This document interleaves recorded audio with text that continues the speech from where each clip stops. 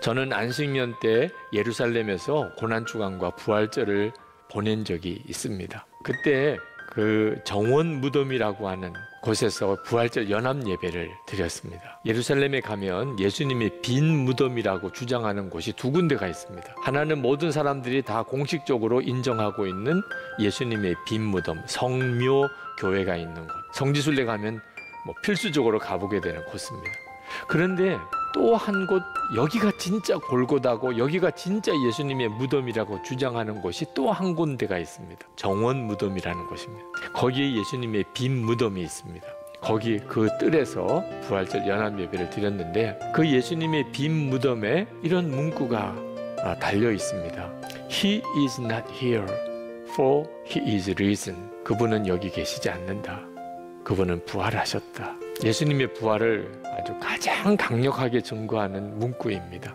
자, 예수님이 빈 무덤에 계시지 않다면 예수님 어디 계시죠? 부활하신 예수님은 지금 어디 계시죠? 한국에 있습니까? 미국에 계십니까? 하늘나라 하나님 보좌 우편에 계시죠. 그러면 그것으로 끝입니까? 성경은 너무너무 놀라운 증언을 하고 있습니다.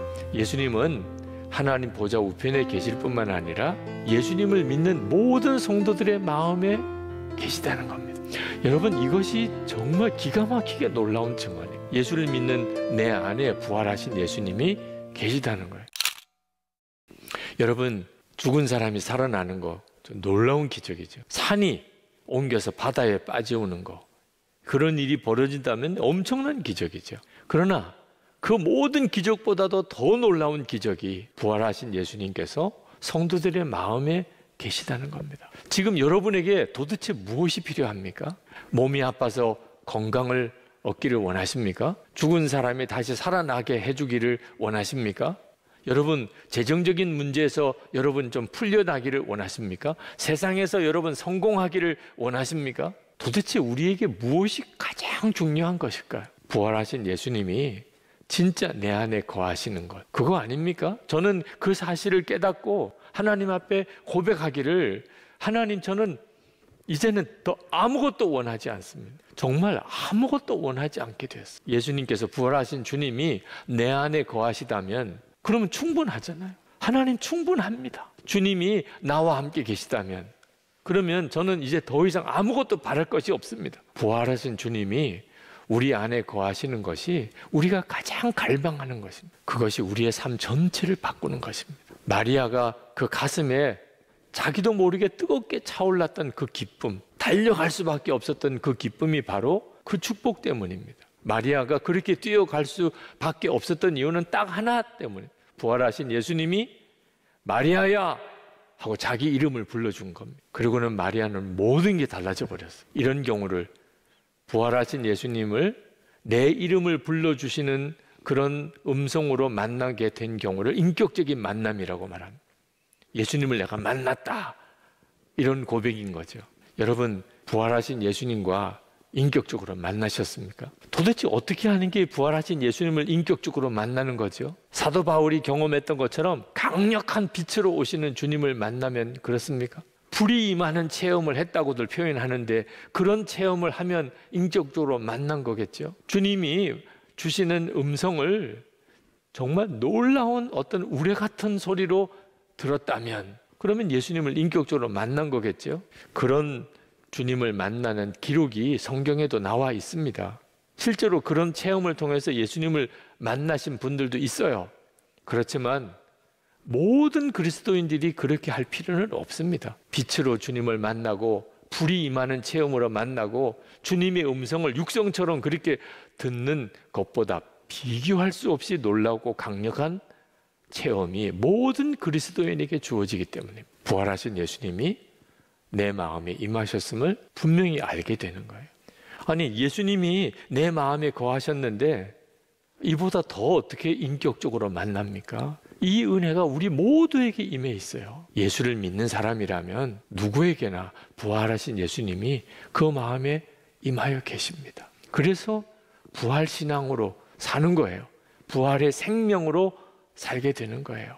18세기에 영국은 요한 웨슬리 목사님으로부터 시작이 된 영적 대각성 운동으로 인해서 예수 안 믿는 사람이 한 사람도 없다, 이런 이야기가 나올 정도로 영국 전체가 변화되었어요. 그때 예수를 믿고 회심한 성도들이 한 주일에 한 번 소그룹으로 모여서 그들이 말씀을 나누고 간증을 나누고 그리고 예배를 드리는 모임을 가졌는데, 예수를 믿고 거듭난 성도들이 한 주에 한 번 모여서 그들이 나누었던 중요한 질문이 있어요. 그들은 속회로 모일 때마다 그 질문에 대해서 대답을 하였습니다. 그 질문이 뭐냐면, 이번 주에 당신의 마음에 하나님이 계신 것이 얼마나 실감되었습니까? 하나님의 용서와 아버지의 사랑에 대한 확신은 얼마나 분명하고 생생합니까? 여러분의 삶에서 하나님의 임재가 정말 느껴집니까? 당신에게 사랑을 베푸시는 하나님이 느껴지십니까? 당신에게 귀하게 느껴지고 힘이 되는 성경의 약속이 있습니까? 말씀을 통해 하나님은 당신에게 무엇을 도전하십니까? 당신이 하나님과 사람들에게 어떤 죄를 지었는지 더 많이 깨닫고 솔직히 인정하게 되었습니까?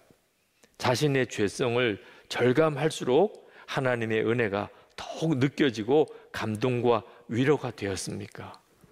이런 질문들을 그들은 속해 모일 때마다 서로 대답을 나누었어요. 여러분, 이 질문이 뭡니까? 부활하신 예수님께서 우리 안에 계시면 누구나 다 경험하는 일들입니다. 예수님이 정말 부활하신 주님이 내 안에서 역사하고 있는지를 속해 모일 때마다 나눈 거예요. 아마 여러분들도 다 그 질문에 대답하실 수 있을 겁니다. 예수님께서 여러분 안에 계시니까. 부활하신 주님은 우리 안에 오셔서 우리를 완전히 다른 거듭난 새 삶을 살게 만드십니다. 우리에게는 어떤 기적이 필요한 게 아닙니다. 부활의 주님이 나와 함께 계시다는 이 놀라운 사실에 대해서 진짜 믿고 눈이 뜨여야 돼요. 여러분의 가족들이, 여러분의 친구들이, 여러분의 직장 동료들이 여러분에게서부터 부활의 생명으로 사는 간증을 듣기를 원합니다. 여러분이 그 주인공이세요. 어떻게 그렇게 될 수 있을까? 나도 부활의 그런 증인으로 부활의 생명으로 사는 내 삶의 이야기를 할 수 있을까? 여러분에게 필요한 것은 여러분 안에 거하시는 주님을 신뢰하는 것입니다. 그 일을 이루실 분은 주님이시니까. 여러분이 할 수 있는 일은 부활의 주님이 나와 함께 계신 것을 정말 믿는 것입니다. 그리고 그 주님을 계속 바라보는 것입니다. 그리고 그 주님께 순종의 걸음을 내딛는 것입니다.